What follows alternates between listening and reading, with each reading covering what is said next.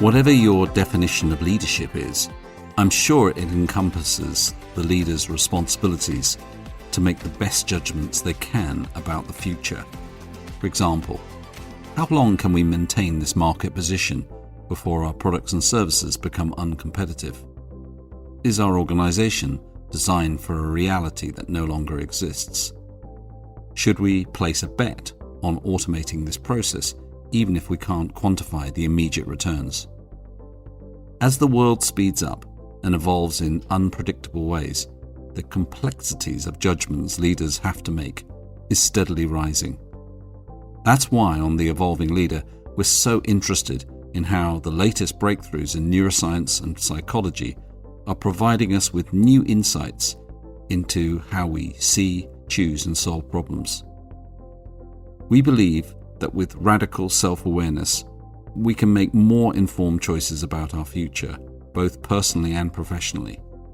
As we understand more about how our brains make sense of reality, often in counterintuitive ways, we can then start to think about how we think and get a better sense of the factors at play that could otherwise deceive and distort our thinking and hinder us from achieving our goals. In this show, we're privileged to talk to one of the world's most distinguished scientists who has devoted his life to one of the biggest, most challenging questions we face. What is consciousness? It's a foundation stone, not just in neuroscience, but in psychology, philosophy, and the arts, and it's fraught with controversy. After all, how can we study something with the tool itself without being compromised? Our guest today is Mark Solms, one of the world's leading neuroscientists, who has devoted his life to this question. His research has taken him and his team to a surprising source. Not the evolved part of our brain responsible for memory, decision-making, and creativity, but the ancient parts. His hypothesis is that the origins of consciousness stem from bodily feelings and the emotions seated in the brainstem. If he's right, the implications on the prevailing notions of what it is to be human are profound. I'm wondering if we can start, if you could lay out your hypothesis about the hard problem of consciousness. What is consciousness and how do we produce it? What have you come to learn? Well, the hard problem, as formulated famously by David Chalmers, boils down to this, that all of the functions that our cortex performs, things like vision and hearing and language and memory and so on, all of these things can go on without consciousness. So the normal way in which we explain a physiological mechanism, is to reduce it to its functional component parts. How do you put this thing together? How do you make it do what it does? And you can do that with those functions that I've just enumerated, things like perception and memory and language and so on. You can provide a functional account of how they work without it necessarily having to include feeling like anything, because you can perform all those functions. In fact, not only does the human brain perform all of those functions perfectly well without consciousness, so do computers. And so does your mobile phone have perceptual functions and memory functions and so on. So the hard problem is, how do we account for, and why indeed does it happen at all, that our brains feel like something, that when we perceive and remember and speak and so on, some of the time when we do that, it feels like something. The question is, a small version of the question is why. A big version of the question is, and how? Because the mechanistic account doesn't explain why it feels like something. It doesn't need the feeling like something. And so this led to the very troubling conclusion, or at least the possibility that consciousness somehow exists outside of the normal causal matrix of things in the physical universe. That's the hard problem.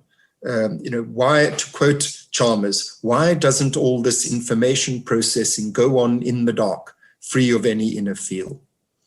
So my starting point is that the hard problem arose because we were looking in the wrong place and accordingly looking at the wrong mental functions. Precisely because cortical functions can proceed perfectly well unconsciously. You can read with comprehension. You can recognize faces, etc. These are higher cortical functions.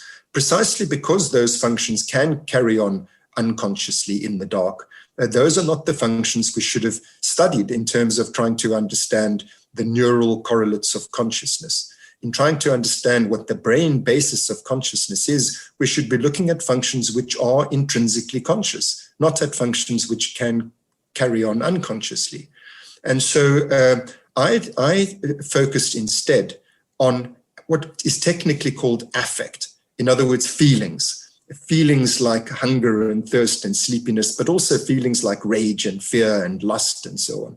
These feelings are not generated in the cortex. They're registered by the cortex. They arouse the cortex and jolt it into action. But the feelings themselves are generated in the brain stem in a much more primitive in the sense of ancient in its evolutionary history.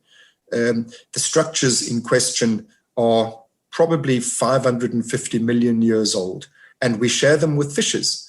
All vertebrates have these structures. I'm referring in particular to the reticular activating system and the closely adjacent periaqueductal gray. These brainstem structures are the source not only of affect, but also of all consciousness. In other words, cortical consciousness, the cognitive type of consciousness that we've been focusing on, is contingent upon brainstem arousal. And brainstem arousal is this thing that we call affect, raw feelings. Just to illustrate what I mean by that, if you damage, I don't say damage deliberately, but if it so happens that our brain stems are damaged in the reticular activating system, the lesion need only be 2 cubic millimeters big. Now, I know in America people don't think in terms of millimeters, but the size of a match head. A damage the size of a match head will predictably produce a coma in any human being if it's in that particular part of the reticular activating system. That's how condensed, how concentrated is the consciousness producing power of that part of the brain.